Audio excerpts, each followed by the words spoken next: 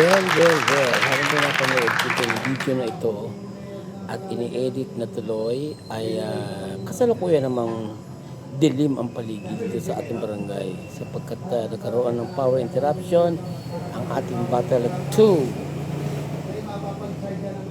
At maraming kadahilanan kung bakit nawalan tayo ng power supply. Ito at inihikab-hikab na ako at inaantok na.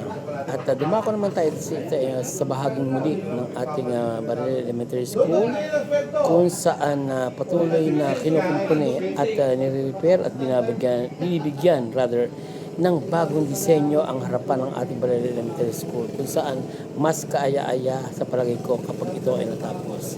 Together with Captain Art ay dito muna tayong standby in the meantime at tayo ay nanggaling sa mga pinagbisitahan natin.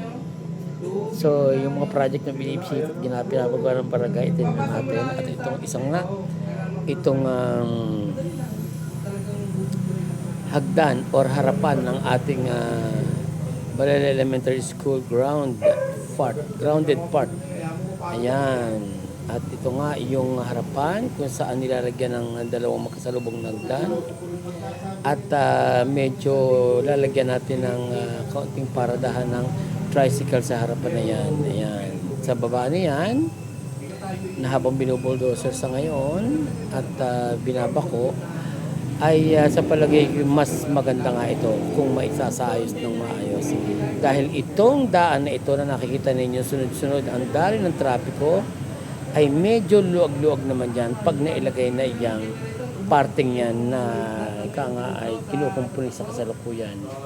At yan ay pinagkaloob sa atin ng ating punulunsod. Kaya shout out kay Mayor Sunny. At ay nagpapasalamat at siyempre kasama natin ang mga barangay police na abalang-abala sa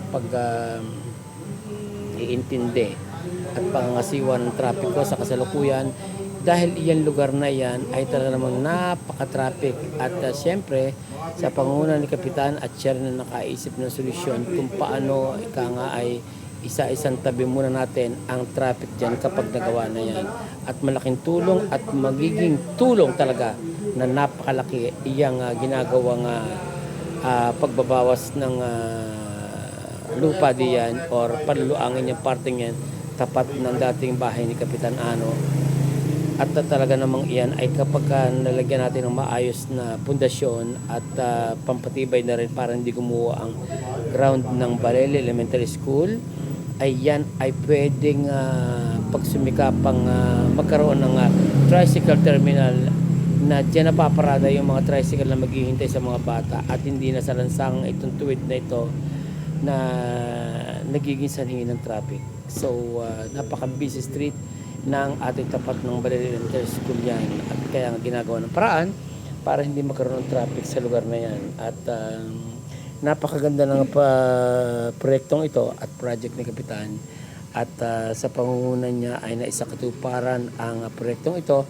At ito ay bahagi ng proyekto pa rin ng ating mga tawag na Sangguniang Panglungsod Project. Kaya nagpapasalamat tayo muli.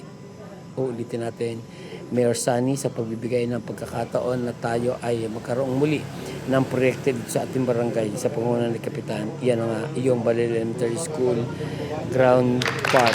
Yan. So maraming salamat sa inyong pag-antabay and thank you so much for watching and see you on my next report again. Bye-bye.